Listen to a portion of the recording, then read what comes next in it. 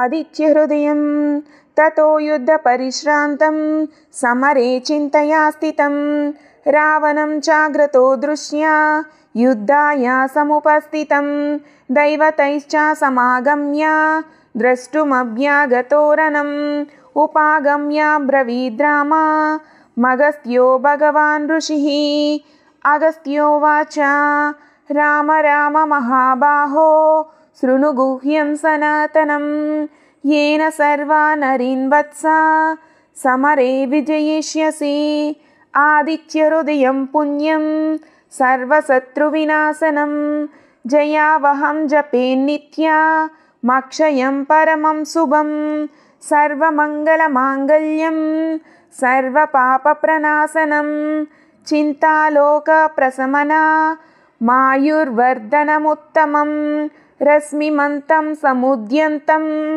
देवासुरनमस्कृतं पूजयस्व विवस्वन्तं भास्करं भुवनेश्वरं सर्वदेवात्मको ह्येषा तेजस्वी रश्मिभावना येष देवासुरगणान् लोकान् पाति गभस्तिभिः येष ब्रह्मा च विष्णुश्च शिवस्कन्दः प्रजापतिः महेन्द्रो दनदः कालो यमः सोमो ह्यपाम्पतिः पितरो वसवः साध्या ह्यश्विनो मरुतो मनुः वायुर्वह्निः प्रजाप्राणा ऋतुकर्ता प्रभाकरः आदित्य सविता सूर्या खगः पूषा गभस्तिमान् सुवर्णसदृशो भानु स्वर्णरीता दिवाकरः हरिदश्वा सहस्राक्षी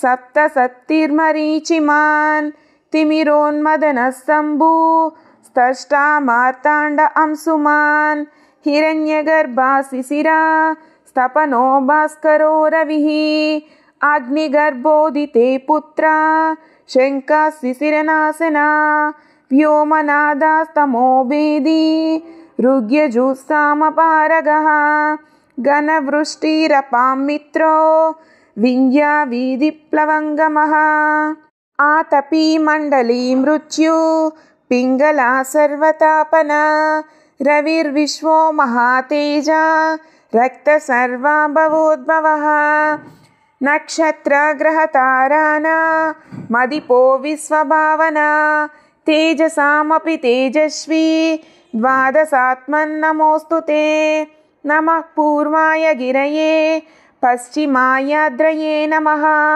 ज्योतिर्गणानां पतये दिनाधिपतये नमः जयाय जयभद्राय हार्यश्याम नमो नमः नमो नमः सहस्रांशो आदित्याय नमो नमः नमः उग्राय वीराय सारंगाय नमो नमः नमः पद्मप्रबोधाय मार्ताण्डाय नमो नमः ब्रह्मेशानाच्युतेशाय सूर्यायादित्यवचसे भास्वते सर्वभक्षाय रौद्राय वपुषे नमः तमोघ्नाय हिमघ्नाय शत्रुघ्नायामितात्मने कृतघ्नघ्नाय देवाय ज्योतिषां पतये नमः तप्तचामीकराभाय वाह्नये विश्वकर्मणे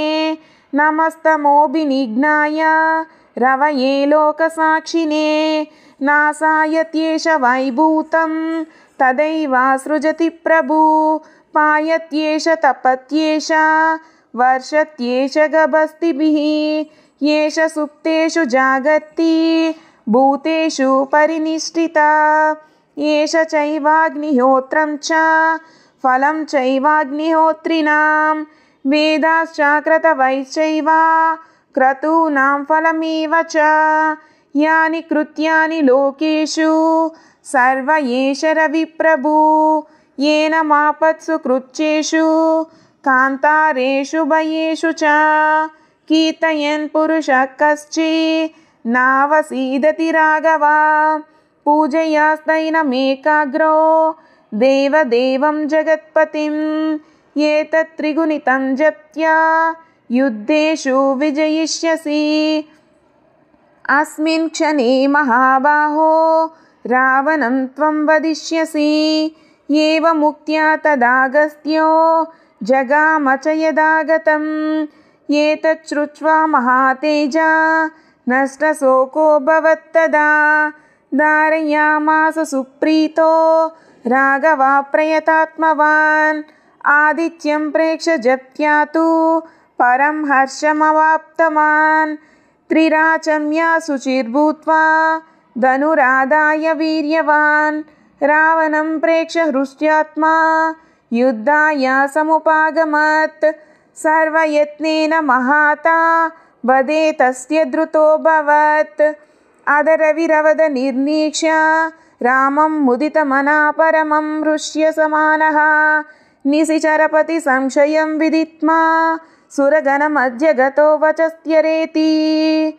ॐ नमो आदित्याय नमः।